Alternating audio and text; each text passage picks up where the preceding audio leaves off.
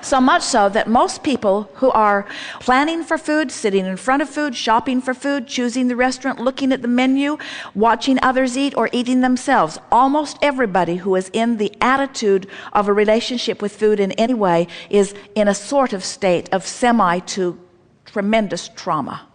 And so the answer is to spend at least as much time thinking about the food that you're going to eat as you do actually eating the food. And during the time that you're thinking about the food that you're going to eat, work on imagining it to be as you want it to be in relationship to your body, so that you just gently morph your expectation into a new place. Let's say that you're getting ready, you're going to go have a nice meal somewhere tonight with someone. And you know that you'll be in the restaurant for an hour or two, or maybe longer. And so, in anticipation of going there, imagine how you will feel while you are there.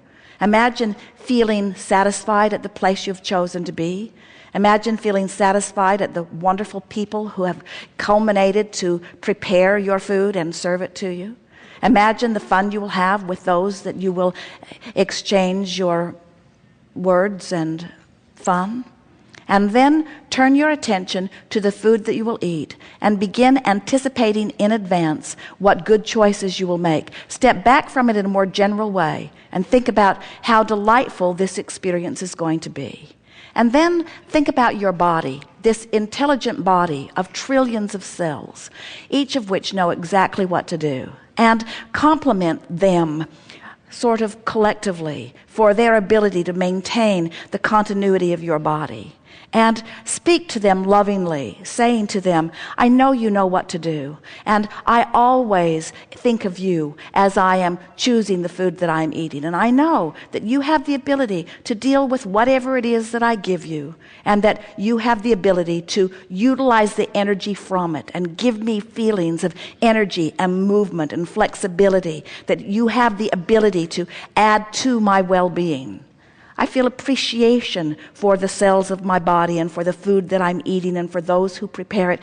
And I'm so looking forward to this time.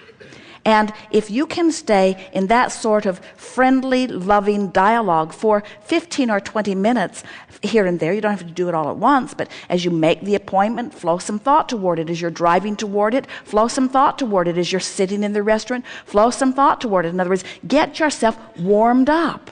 It's what we call vibrational pre-paving. It's thinking about a positive outcome from the action that you're about to take part in. And so what happens to most is you do the opposite of warming up relative to so many things. When you go into a run all full of dread and resistance, when you are sort of not loose and limber, but you use your willpower to force yourself forward, you stretch your muscles beyond because you have not warmed them up, so to speak. And most of you are trying to get so much leverage out of your action, and you don't do any warm-up of your environment by thinking about what you want. You don't get your juices flowing, so to speak. You don't prepare your body. You don't bring yourself into alignment. And so it's like only a scanty part of the cooperative cells come to the party, and they do their best to compensate with what you've got going on, but you haven't opened the links of alignment unless you've done your anticipating, your sort of vibrational warm-up or pre-pave. And that's what you're talking about here.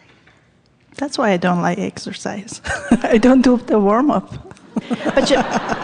But you see, if you would think of the warm-up as a vibrational thing, once you begin to get a sense of the leverage in energy alignment, then you will discover there is so much more power. One who's connected to the stream is more powerful than a million who are not. There is so much leverage in this vibrational warm-up, in this vibrational alignment, in this readying yourself. And all that means, you can tell when you've warmed up. Let's say that you've been dreading it. Well, don't do anything in an attitude of dread. At least get to a place of sort of kind of wanting, In other words, bring yourself at least into hoping or some semblance of positive expectation before you proceed forward. So it's a vibrational warm-up that you're doing. And you have to know, as you look around at the variety of experiences that people are having in relationships to their bodies and food and movement, you just have to know there's much more to it than just food in, food out, or action that is causing an expenditure of energy. It's about this vibrational alignment. And so